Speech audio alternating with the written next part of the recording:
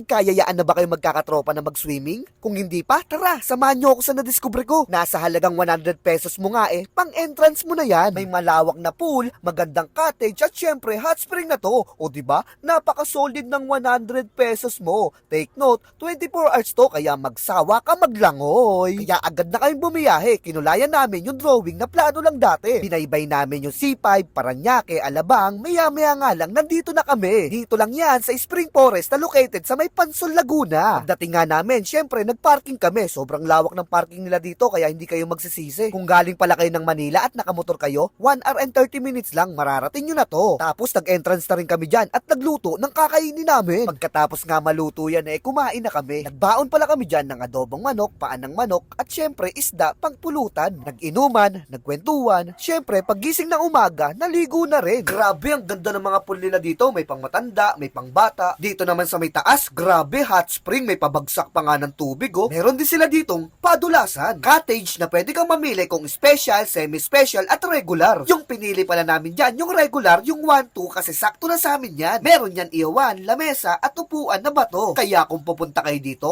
puntahan nyo na, baka puntahan pa ng iba. So pagtapos namin dito, pumunta kami ng Tagaytay at nag-road trip na rin. Binaybay namin yung Laguna, Batangas at nakarating din kami. Grabe ang gaganda ng tanawin dito. Kung ako sa inyo, mag-nature trip na rin kayo. Kulayan nyo na yung mga plano nyo na naudlot. May kasabihan nga tayo, kung hindi pinaplano, natutuloy. Kaya ituloy nyo yung mga balak nyo. Kita-kits sa'yo sa mga susunod na video, mga tropa. Hanggang dito na lang.